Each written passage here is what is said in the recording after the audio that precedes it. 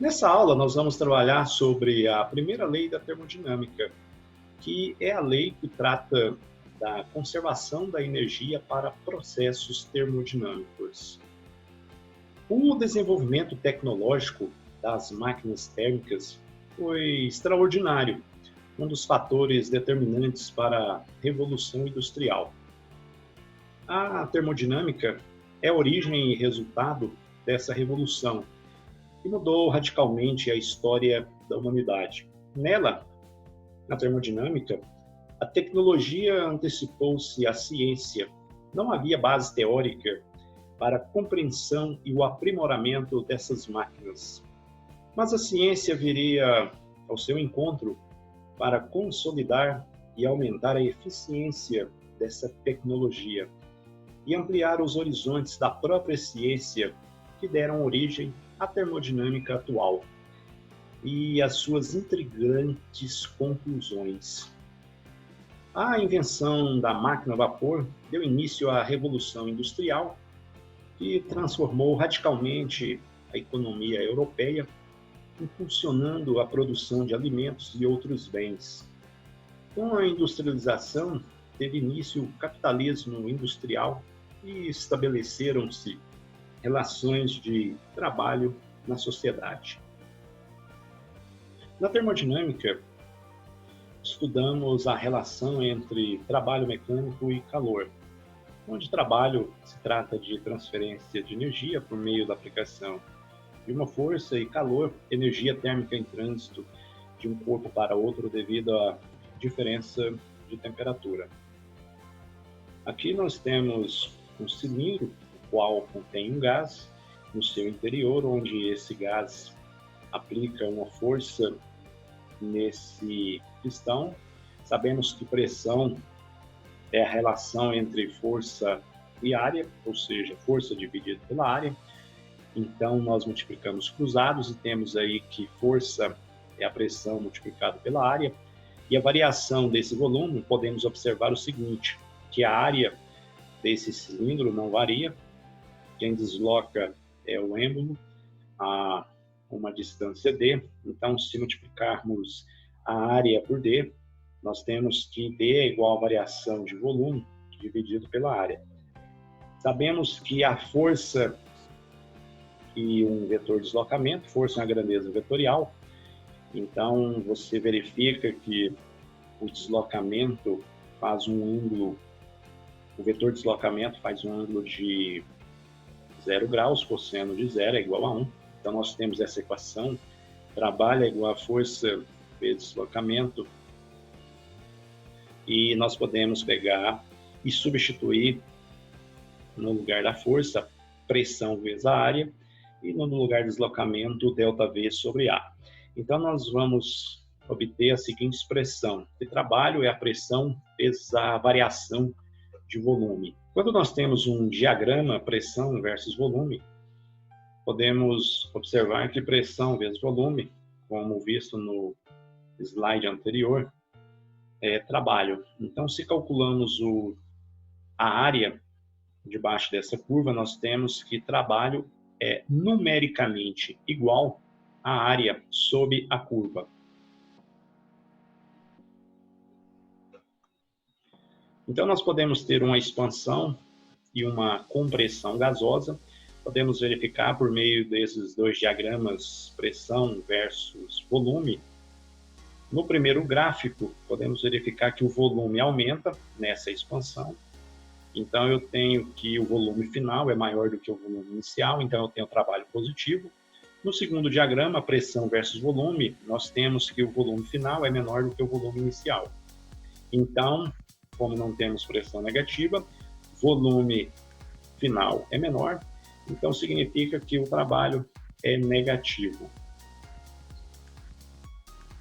Energia interna é a soma da energia cinética de translação, de vibração, e a energia potencial elástica.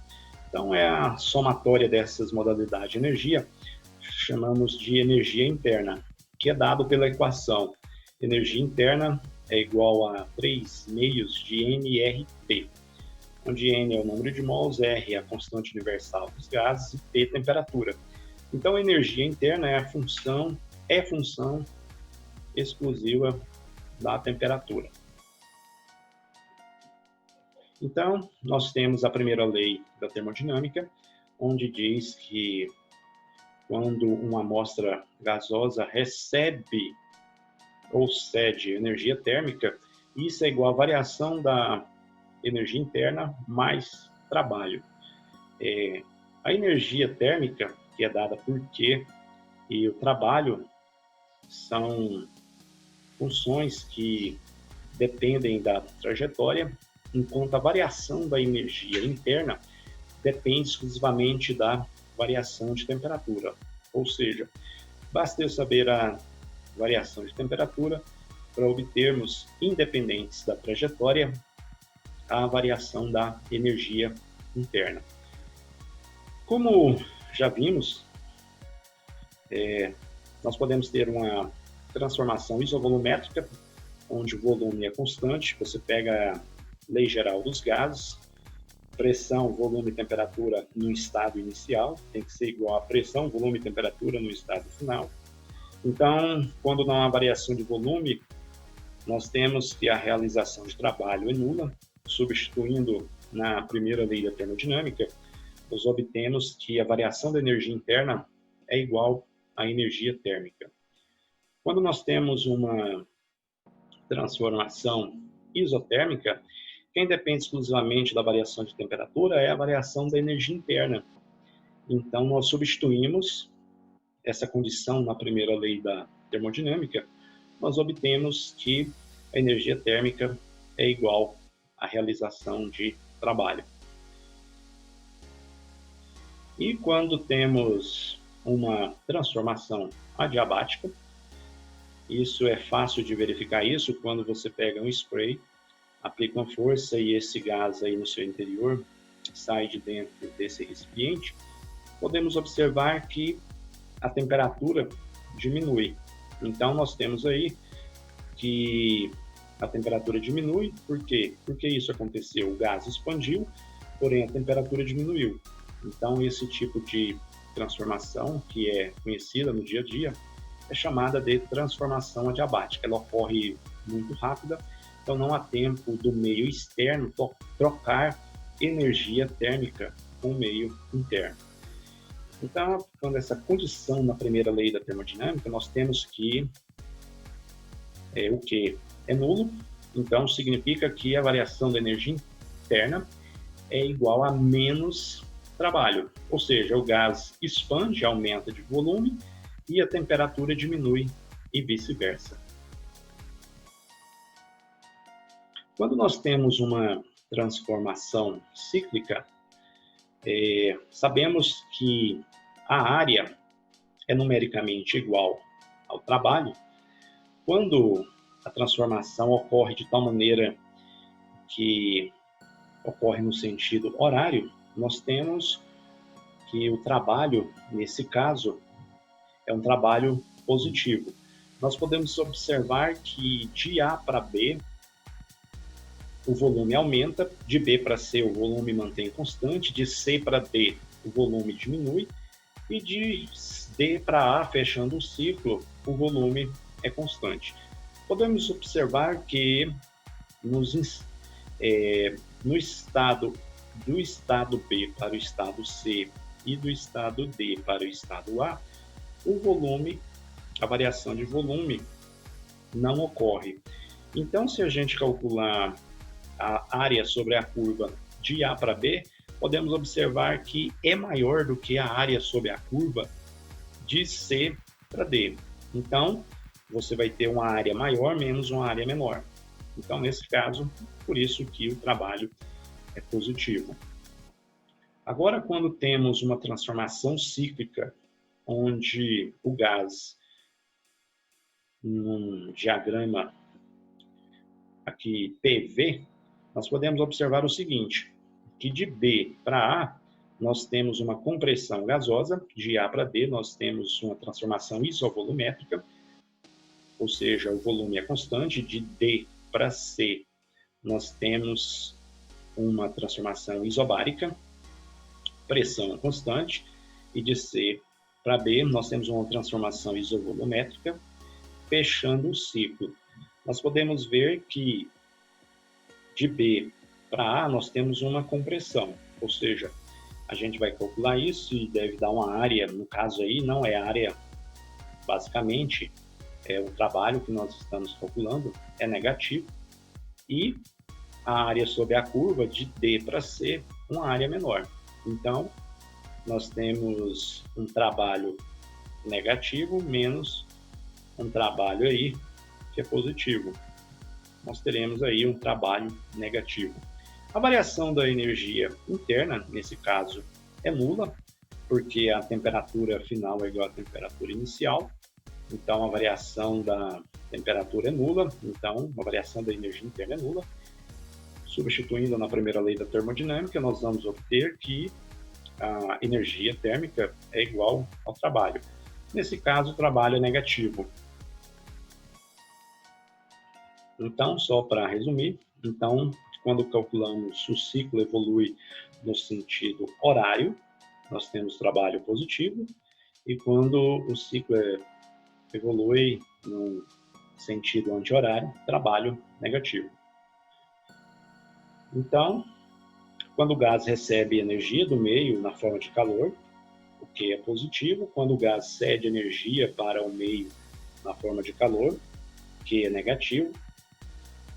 Quando o gás não troca calor com o ambiente, no caso da transformação adiabática, que é igual a zero, o gás realiza trabalho, ou seja, sofre expansão, é positivo. O gás recebe a realização do trabalho, ou seja, sofre compressão, trabalho negativo. Em uma transformação isovolumétrica, o volume é constante, então não há realização de trabalho, o gás não recebe nem realiza trabalho, ou seja, não transfere energia. Conforme aumenta a energia interna do gás, aumenta também a temperatura, e conforme diminui a energia interna, o gás diminui de temperatura. Agora nós vamos aplicar o que vimos até agora nesse exercício da lista, corresponde ao exercício de número 7, que diz que um recipiente de volume ajustável contém N mols de um gás ideal.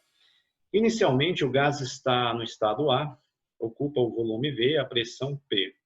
Em seguida, o gás é submetido à transformação indicada na figura. Calcule o calor absorvido pelo gás na transformação cíclica ADCA. Como se trata de uma transformação cíclica, o que nós vamos ter aqui? Que a temperatura inicial é igual à temperatura final. Então, sabemos que a variação de temperatura é nula.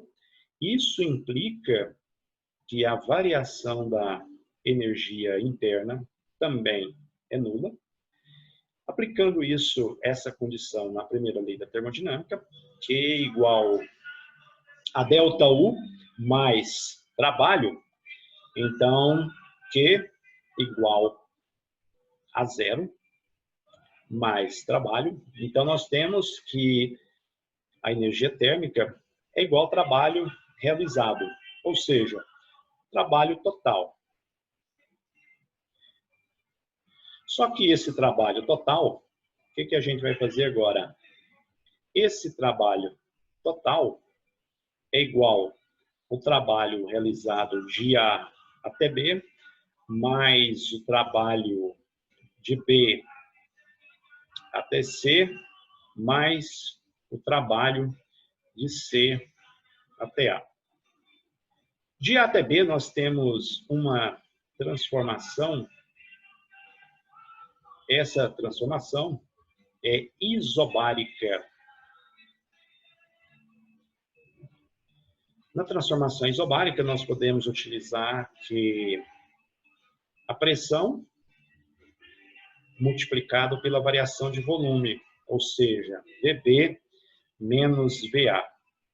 Então, podemos observar lá no nosso diagrama que o volume B, 2V, volume A, é V. Então, o trabalho AB é igual a PV. Então, esse é o trabalho do estado A para o estado B. Agora, de B para C, nós temos uma transformação isovolumétrica, ou seja, o volume inicial é igual ao volume final, ou seja, a variação de volume é nula. Então, o trabalho depende da variação de volume. Então, o trabalho de B para C é nulo.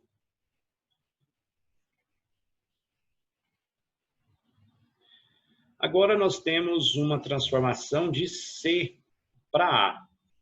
Nós podemos observar que nós temos de C para A uma transformação, ou seja, nada é constante. Nós podemos observar por meio do diagrama que a pressão é variável, o volume é variável e também, no caso, se traçássemos uma isoterma, a temperatura também é variável. Então, o que nós vamos fazer aqui? Então, aqui nós temos uma compressão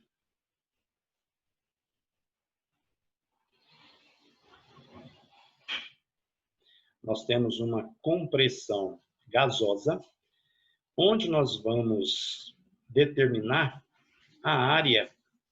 Então, sabemos que o trabalho é numericamente igual à área. Então, nós vamos calcular esse trabalho de C para A, que é numericamente igual à área. Então, aí nós temos um trapézio.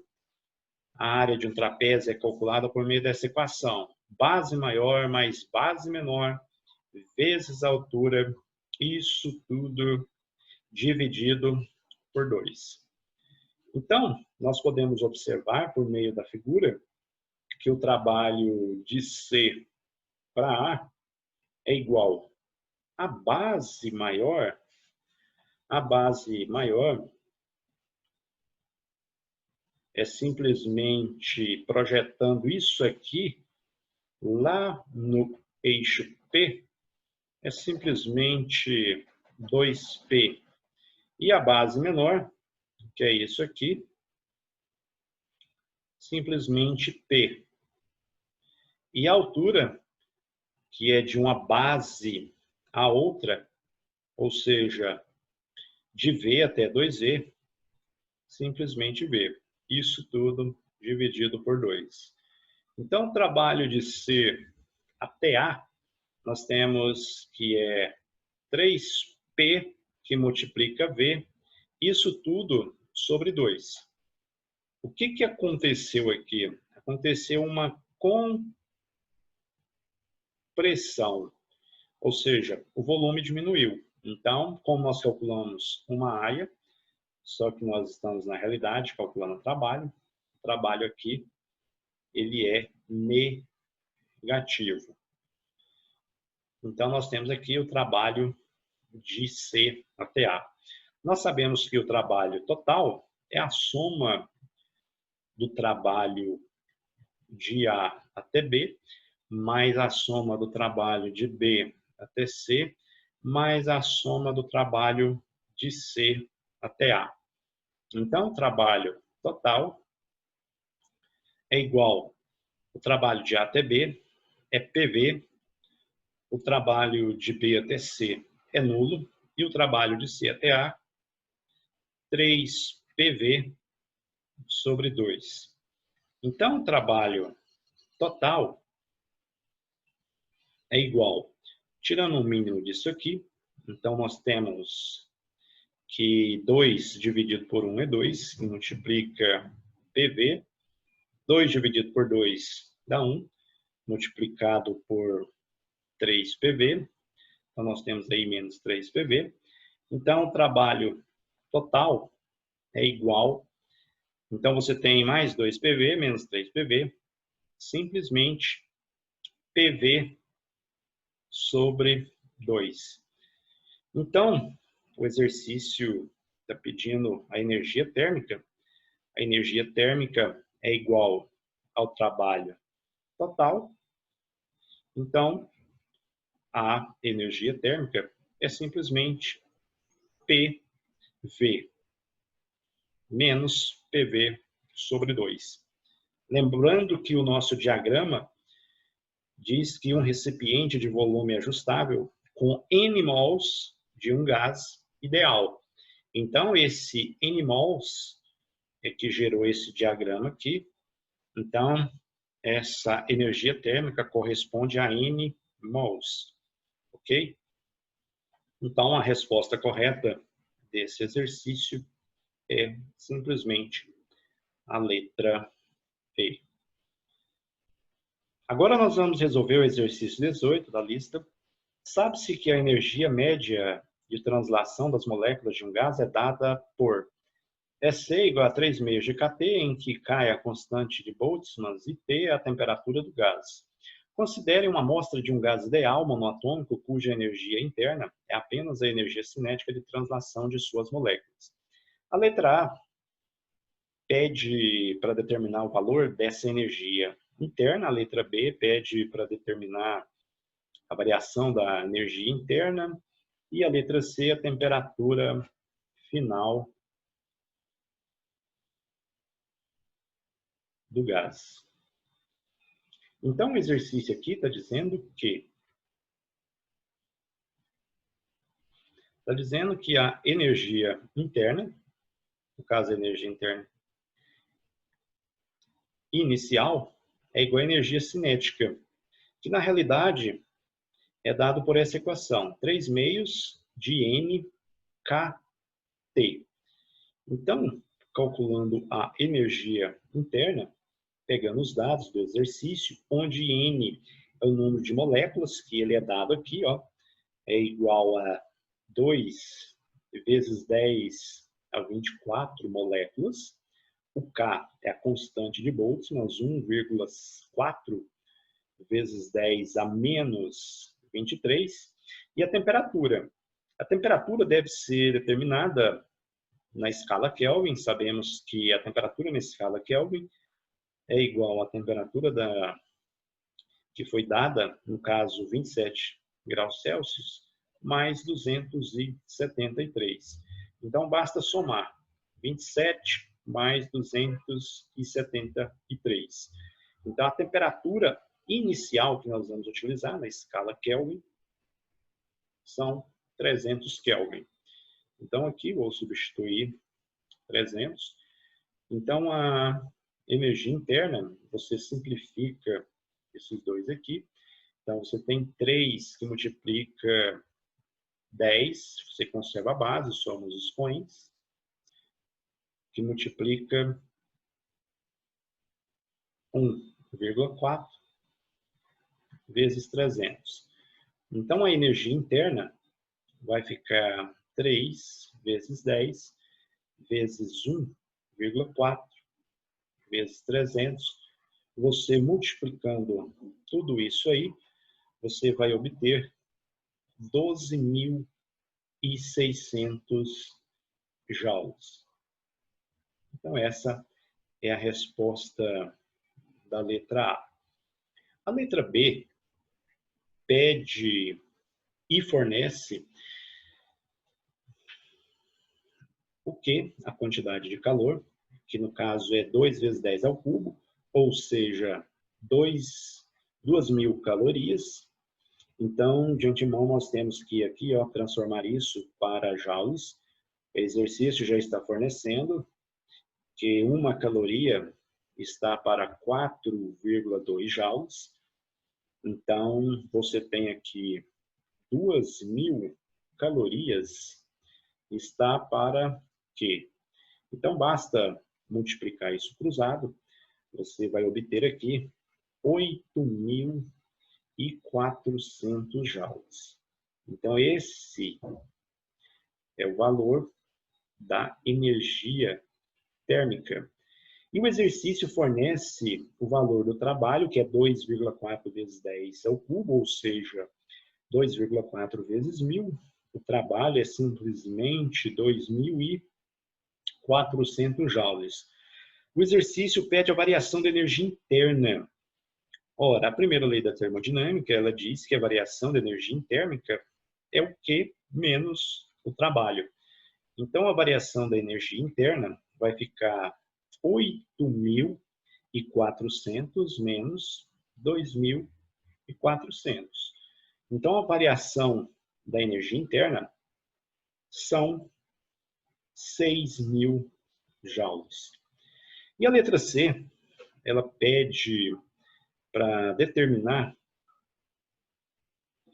a letra C pede para determinar a temperatura final. Então, para determinar a temperatura final, nós vamos fazer o seguinte.